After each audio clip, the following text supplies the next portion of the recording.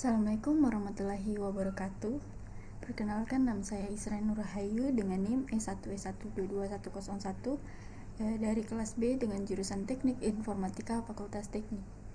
Pada video kali ini saya akan menjelaskan atau memaparkan materi tentang linked binary tree dengan mata kuliah data struktur data dan algoritma dan Python. Nah, di mana materi ini itu yang pertama ada pengantar tree, kemudian apa itu definisi, properti, kemudian aditi, kemudian menghitung kedalaman dan tinggi pohon biner dan implementasi pohon, kemudian menggunakan daftar tertaut, menggunakan array, dan menggunakan algoritma traversal. Kemudian ada ringkasan. Nah, kita masuk di materi yang pertama, yaitu pengenalan pohon. Nah, struktur data nonlinear yaitu menyediakan algoritma yang lebih cepat untuk pencarian dan pengambilan data dibandingkan dengan struktur data linear array atau daftar tertaut. Kemudian menyediakan organisasi data alami yang bersifat hierarki. Kemudian kita masuk di bagian definisi dan properti pohon. Nah, tree atau pohon itu adalah tipe data abstrak yang menyimpan elemen secara hierarki. Dengan pengecualian elemen teratas. Setiap elemen dalam pohon memiliki elemen induk dan 0 atau lebih turunan elemen. Nah, elemen terdiri dari pohon disebut akar pohon. Seperti yang kita lihat pada gambar ini, di mana electronics Arius itu adalah induk dari elemen-elemen ini, kemudian mempunyai turunan yaitu ARD, sales, purchasing, dan manufacturing. Nah, kemudian pada elemen sales ini dia itu mempunyai turunan lagi yaitu domestik dan internasional. Kemudian di manufacturing itu mempunyai turunan TV, CD, dan tuner. Begitu juga dengan internasional, kemudian dengan overseas. Kemudian kita masuk di materi definisi formal. Nah, secara formal kita mendefinisikan pohon T sebagai sekumpulan node yang menyimpan elemen sedemikian rupa sehingga node tersebut memiliki hubungan orang tua dan anak yang memenuhi sifat-sifat berikut, di mana yang pertama, jika tree tidak kosong, ia mempunyai simpul khusus yang disebut akar dari T yang tidak mempunyai induk. Kemudian setiap node V dari T yang berbeda dari root memiliki node induk unik. Kemudian ada W, setiap node yang memiliki induk W adalah anak dari W. Kemudian kita perhatikan bahwa menurut definisi sebuah pohon bisa saja kosong, artinya pohon tersebut tidak memiliki simpul apapun. Konvensi ini juga memungkinkan kita mendefinisikan pohon secara rekursif. Kemudian dua node yang merupakan anak dari orang tua yang sama adalah saudara kandung. Simpul V bersifat eksternal jika V tidak mempunyai anak. Sebuah node V bersifat internal jika ia mempunyai satu atau lebih anak. Luar simpul juga dikenal dengan daun. Kemudian satu simpul U merupakan nenek moyang dari simpul V jika U sama dengan V, atau U merupakan nenek moyang dari induk V.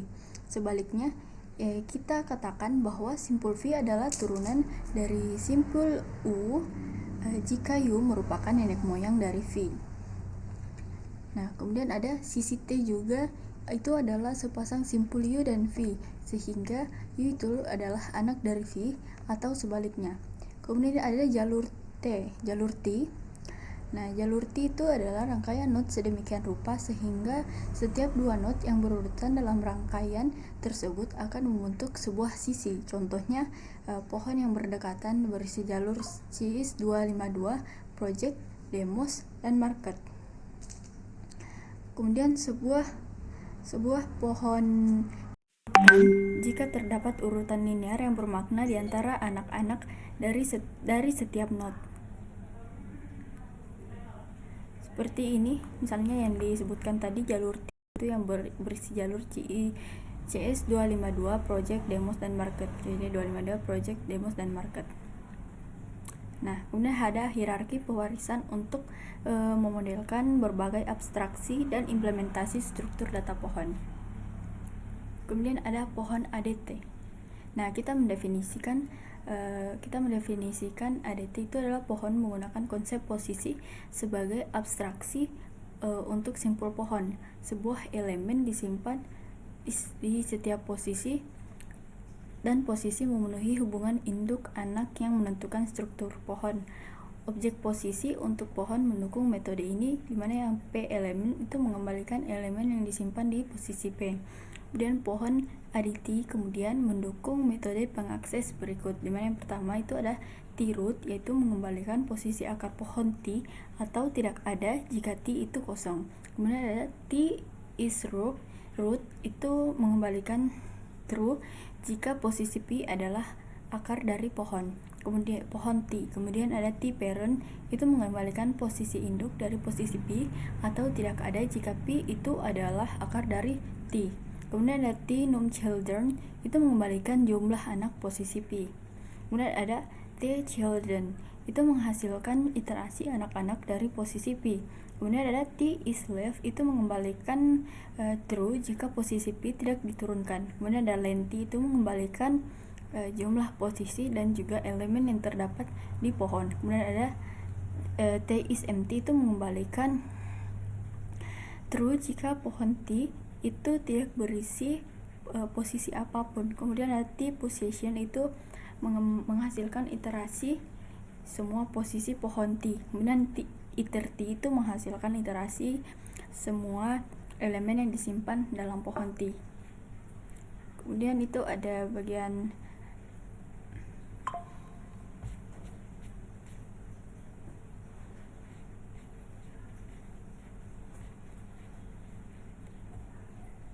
Kemudian ada duck typing.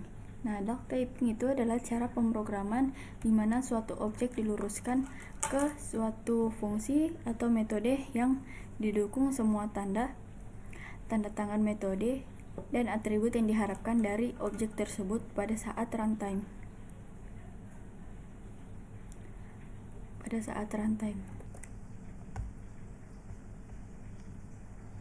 Nah, kemudian jenis objek itu sendiri tidak penting. Sebaliknya, objek harus mendukung semua metode atau atribut yang memanggilnya. Karena alasan ini, pengetikan duck atau bebek kadang-kadang dilihat sebagai cara berpikir dan bukan sistem pengetikan. Nah, dalam typing duck ini kami tidak mendeklarasikan type argumen dalam prototype fungsi atau metode. Ini menyiratkan bahwa compiler tidak dapat melakukan pencetakan tipe.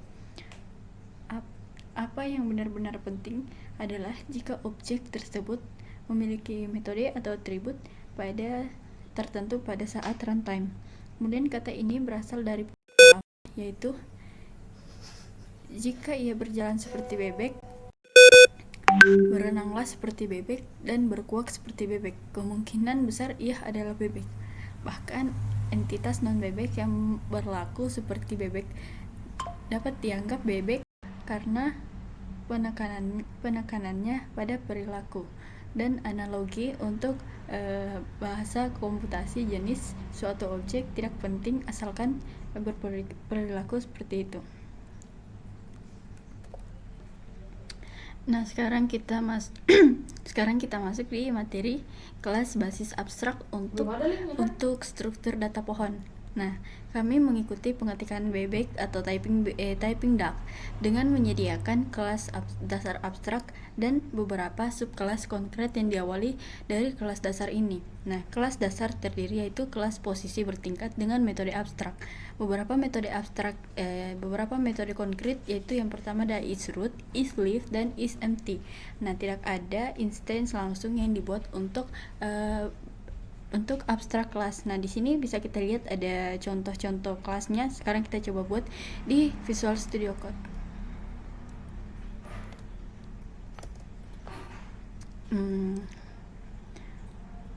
Nah, di sini kita buat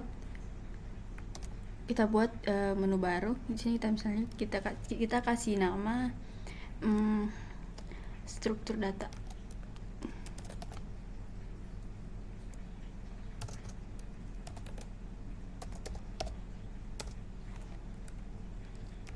Nah, di sini kita coba contoh.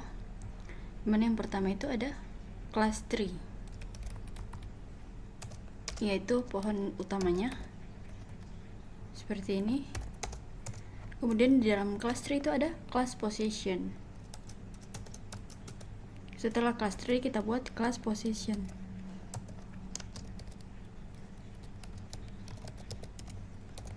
Nah, di dalam class position itu ada fungsi elemen. Nah, di sini kita pakai def element.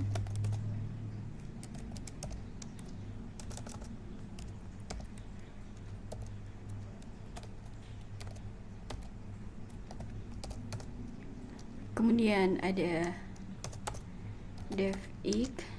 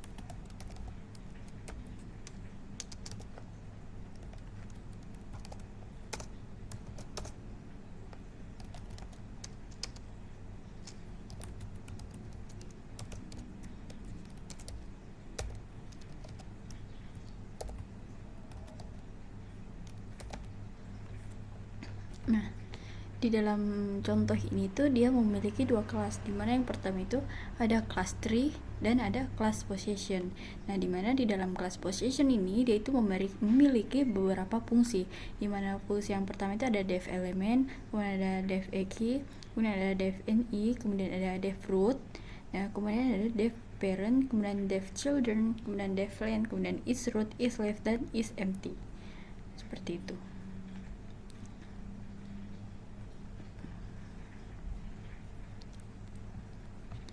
Kemudian kita masuk pada materi kedalaman komputasi. Nah, misalkan P itu adalah posisi simpul pada pohon T. Nah, kedalaman P adalah jumlah nenek moyang P, tidak termasuk P itu sendiri. Nah, kedalaman akar T adalah 0 seperti yang dimiliki akar tersebut, yaitu tidak ada turunan, tidak ada orang tua. Nah, kemudian di dalam P juga dapat didefinisikan sebagai rekursif sebagai berikut, dimana yang pertama, jika P itu adalah akar, maka kedalaman P adalah 0. Kemudian jika tidak, kedalaman P adalah 1 ditambah dengan kedalaman induk P. Contohnya seperti ini, dimana untuk setiap node non-root itu kita menambahkan 1 ke dalam induknya. Nah, seperti ini, misalnya waktu berjalan T kedalaman P itu untuk posisi P adalah saat saat DP itu menunjuk ke dalam pi pada pohon T karena algoritma melakukan langkah rekursif waktu konstan untuk setiap leluhur pi. Kemudian T kedalaman pi itu berjalan dalam waktu 0n kasus terburuk di mana n itu adalah jumlah total posisi T karena posisi T memungkinkan kedalaman ny1 jika semua node membentuk cabang. Di sini bisa kita lihat jumlah node itu n sama dengan 5, kemudian kedalaman max itu D1 sama dengan 4, kemudian kedalaman maksimal D2 itu adalah 2.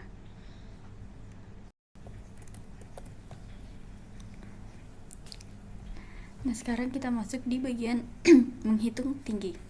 Nah, ketinggian posisi pi pada pohon T juga itu didefinisikan secara rekursif. Jika pi adalah daun, maka tinggi pi adalah 0. Nah, jika tidak, maka tinggi pi adalah 1 lebih 1 dari tinggi maksimum anak pi. Kemudian tinggi pohon tak kosong itu kemudian dalil tinggi pohon T kosong sama dengan kedalaman maksimum posisi daunnya. Nah, kemudian kami menyediakan dua implementasi untuk menghitung ketinggian, di mana yang pertama itu ada Hake1P, itu yang memanggil kedalaman algoritma pi pada setiap posisi daun T yang mengarah ke 0 n pangkat 2. Nah, kompleksitas waktu kasus terburuk. Kemudian yang kedua ada Hake2P, yaitu yang memanggil dirinya sendiri secara rekursif untuk memberikan linear atau 0n kompleksi waktu. Nah, contoh gambarnya seperti ini adalah node down. Kemudian ada n jumlah posisi di pohon. Nah, misalkan terdapat posisi daun L, waktu komputasi 0n tambah rumus 0n ini, kemudian ini adalah rumus, kemudian setiap panggilan ke fungsi D memiliki waktu konstan yang dalam kasus terburuk dapat berubah kompleksitas waktu. Nah, jadi ini adalah rumusnya. Jadi kompleksitas waktu terburuk dari fungsi height itu adalah 0n tambah n2 itu sama dengan 0n2. Nah, kedalaman itu ini adalah kode Hake1, yaitu kedalaman untuk P dalam rentang n. Kemudian jika isLev P D sama dengan kedalaman, kemudian kedalaman ditambahkan ke dalam D, kemudian akan tampil H, yaitu maksimal kedalamannya. Kemudian dengan contoh gambar dan contoh rumus ini, dimana kasus pertama itu dan ini adalah kasus kedua. Dengan bertambahnya n, batas adalah waktu komputasi yang akan menjadi kuadrat dengan n. Kemudian Hake2 itu memberikan kinerja waktu terburuk 0n. Nah, ini berkembang secara top down. Kids P itu berjalan dalam waktu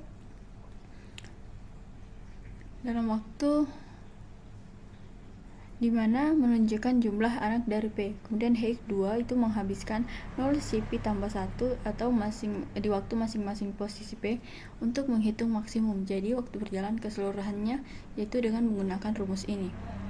Nah, di sini itu ada kode di mana misalkan T itu adalah pohon dengan n posisi, dan misalkan si P itu menyatakan banyaknya anak-anak dari posisi P dari T, kemudian menyebelahkan posisi T. Jadi untuk pembenarannya, setiap posisi T kecuali akar adalah anak dari posisi lain. Dengan demikian menyumbang 1 unit pada jumlah di atas. Nah, contoh total anak di pohon itu contohnya seperti ini. Kemudian kita masuk pada pohon biner. Pohon biner adalah pohon terurut yang properti berikutnya itu, dimana yang pertama itu ada setiap node mempunyai paling banyak dua anak. Kemudian setiap node diberi label sebagai anak kiri atau anak kanan. Kemudian anak kiri mendahului anak kanan dalam urutan anak dari sebuah node. Kemudian ada subpohon yang berakar dari anak kiri atau kanan dari simpul interval V disebut kiri subpohon dan subpohon kanan, masing-masing dari V.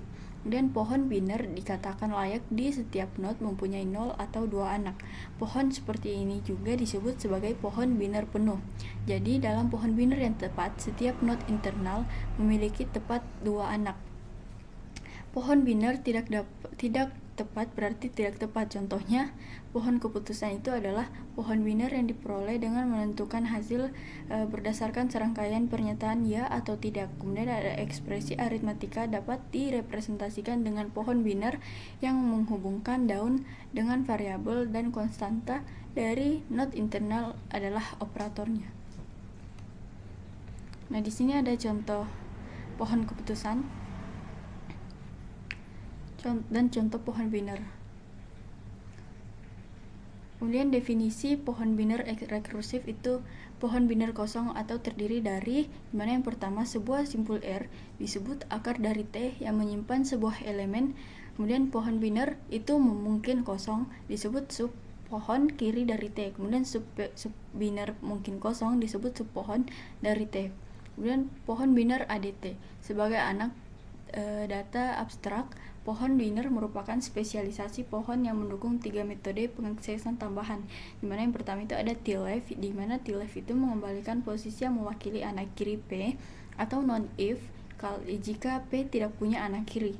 Kemudian ada T-right, itu mengembalikan posisi yang mewakili anak kanan dari P, atau tidak ada jika P tidak mempunyai anak yang berhak. Kemudian ada T-sibling, itu mengembalikan posisi yang mewakili saudara dari P, atau jika tidak ada maka P tidak mempunyai saudara kandung.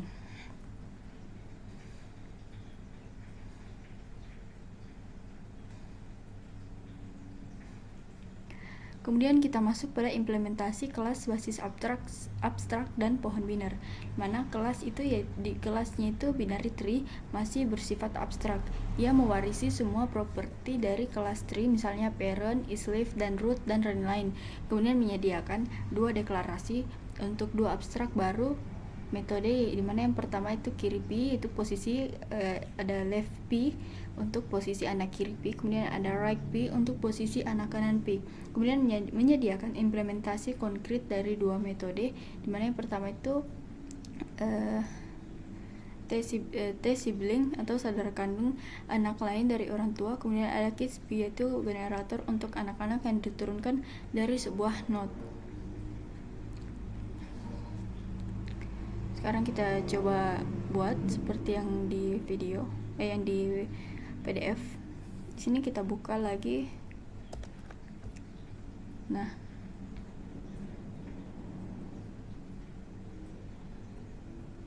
di sini tuh kita buat kelas baru dengan nama kelas itu binary tree.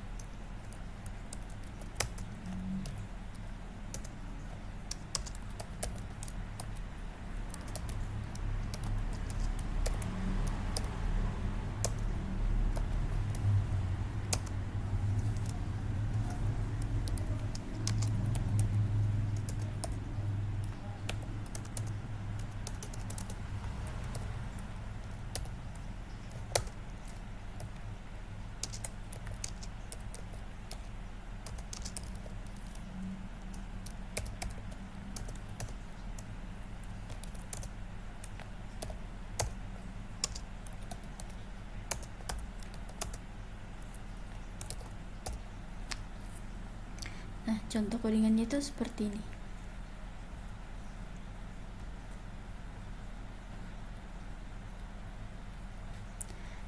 Nah, sekarang kita masuk di materi sifat pohon biner. Nah, kita menyatakan himpunan semua not dari A pohon T pada kedalaman yang sama dengan D, ketinggian D dari T. Nah, secara umum level D memiliki not paling banyak, yaitu 2 pangkat T. Jumlah maksimum not pada tingkat pohon biner itu bertambah secara eksponensial seiring dengan turunnya pohon. Nah, di sini ada proposisi pada sifat pohon biner. Nah, kemudian di sini pembenarannya itu kami membuat 2 tumpukan, satu untuk not eksternal dan satu lagi untuk non internal. Nah, kasus 1 itu jika T mempunyai satu simpul V, maka V dimasukkan ke dalam tumpukan eksternal dan tidak ada satupun atau simpul internal. Kemudian kasus 2, jika T memiliki lebih dari satu not, kami menghapus sepasang atau satu not eksternal dan satu not internal, sekaligus pada akhir hanya tersisa satu not yang bersifat internal. Nah, di sini tuh kita perhatikan bahwa hubungan di atas ini secara umum tidak berlaku untuk biner yang tidak tepat pada pohon binernya. Nah, kemudian pelaksanaan pohon, di mana struktur data tertaut untuk pohon biner, representasi berbasis array untuk pohon biner, kemudian struktur tertaut untuk pohon umum. Kemudian ada struktur tertaut pada pohon biner. Nah, setiap node itu menyimpan referensi sebagai berikut.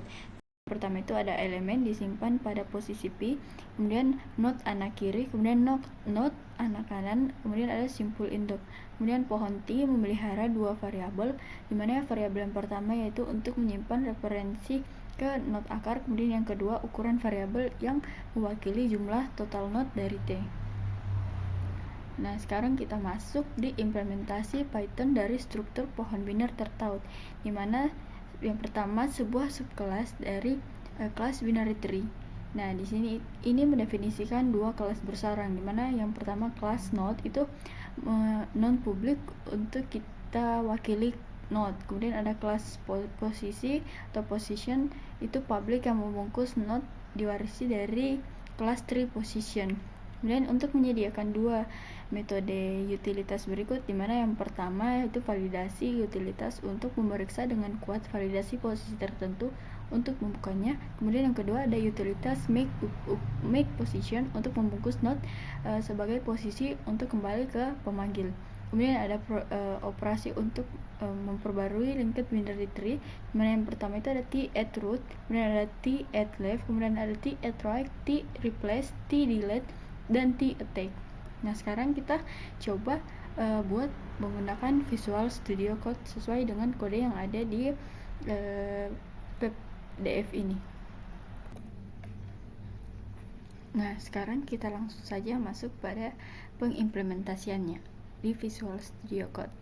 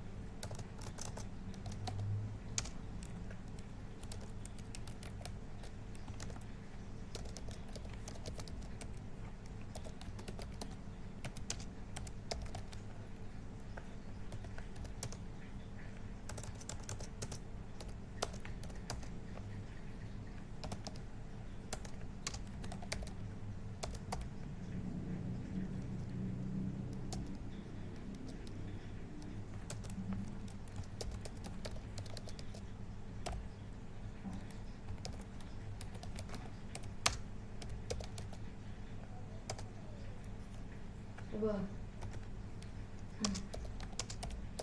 Ih, kenapa?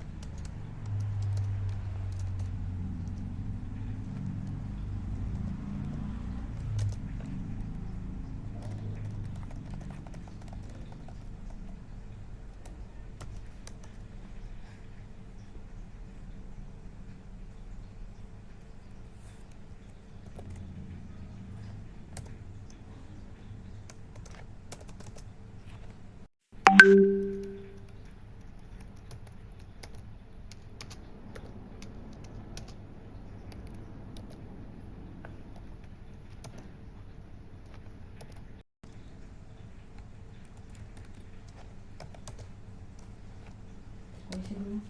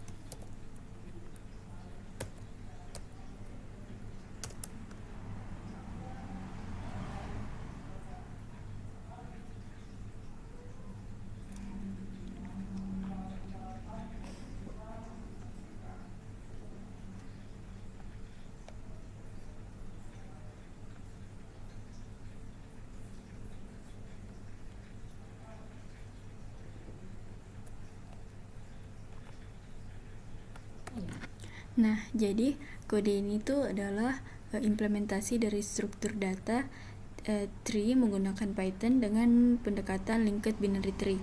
Nah, sekarang saya akan menjelaskan.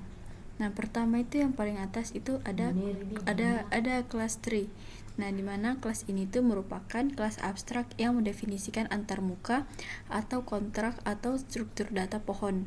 Nah, di dalam kelas binary ini itu ada beberapa metode yang didefinisikan. Pertama ada position class itu atau kelas position. Nah, kelas ini itu merupakan kelas nested yang mendefinisikan antarmuka untuk posisi di dalam Python. Nah, kelas ini tuh memiliki dua metode yang harus diimplementasikan oleh subkelas, di mana yang pertama itu ada elemen, kemudian ada EKEY dan NE. Kemudian metode-metode abstrak untuk metode ini itu diimplementasikan dengan subkelas fungsional untuk membangun fungsional pohon, di mana yang pertama itu ada root. Nah, di mana root dia ini itu untuk mengembalikan posisi dari akar pohon. Kemudian ada parent itu untuk mengembalikan posisi dari induk dari posisi P. Kemudian ada num children.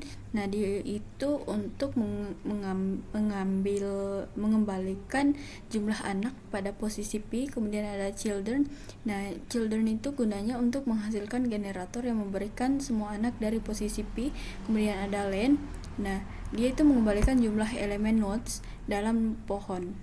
Nah, kemudian ada beberapa metode lain yang digunakan dalam operasi dengan pohon itu ada isRoot, nah isLeaf dan isEmpty itu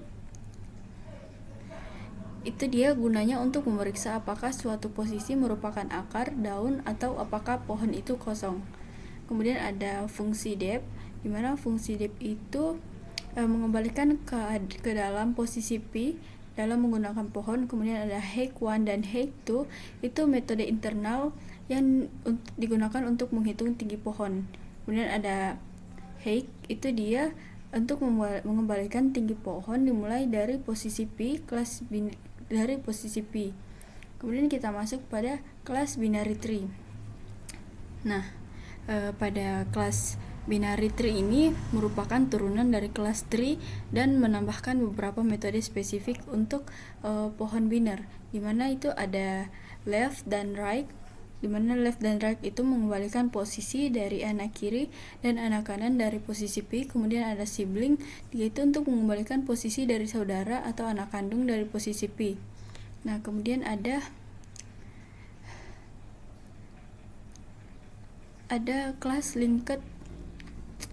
Kemudian ada kelas linked binary tree. Nah, kelas ini mewakilkan implementasi konkret dari pohon binary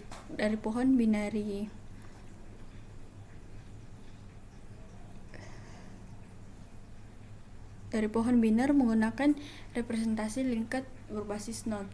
Nah, beberapa poin penting dari kelas linked binary tree itu yang pertama ada node. Nah, di mana dalam kelas node ini mewakili node di dalam pohon, di mana setiap node-nya memiliki elemen parent, left child, dan right child. Nah, kemudian ada kelas position. Nah, di mana pada kelas position ini implementasi dari antarmuka position yang didefinisikan di dalam kelas tree dengan menghubungkan node dengan pohon tempat mereka berada. Kemudian kita masuk pada metode-metode yang lainnya, di mana itu yang validate. Fungsi validate yaitu untuk memvalidasi posisi P untuk memastikan bahwa itu adalah objek position yang valid dalam pohon. Kemudian ada make position, dan make position yaitu untuk membuat objek posisi dari node yang diberikan. Kemudian ada beberapa metode seperti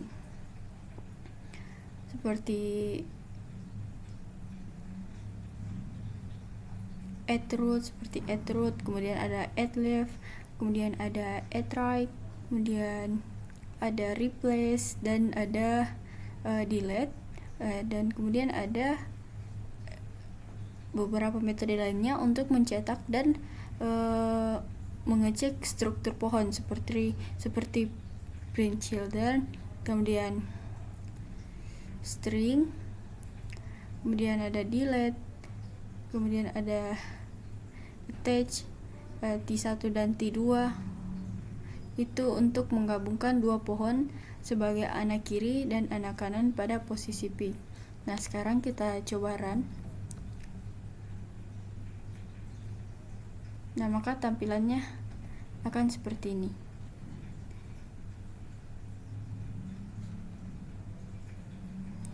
Nah, kita coba buka di Google Drive untuk kita cek tampilannya apakah sudah sama.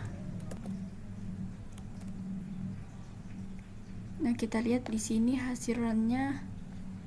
Nah, hasilannya seperti ini, maka akan tampil Providence, Chicago City, Chicago, New York. Nah, kita coba lihat dengan Visual Studio Code kita. Nah, tampilannya sudah sama, ada provider Chicago City, kemudian Chicago, Baltimore, kemudian ada New York, Baltimore, kemudian New York, kemudian City. Nah, tampilannya itu sudah sama. Kemudian ada kinerja implementasi binary third-out. Di sini ada operasi len is empty, itu running time-nya 0 dan 1. Kemudian ada root, parent, left, right, sibling, children, 6 children, itu sama runtime-nya juga 0 dan 1.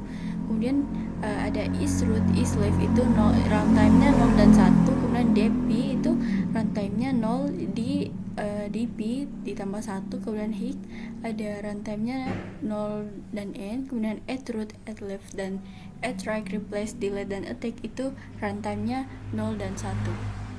Mungkin itu saja yang bisa saya sampaikan pada video kali ini. Lebih dan kurangnya mohon dimaafkan. Wabillahi taufiq wal hidayah. Wassalamualaikum warahmatullahi wabarakatuh.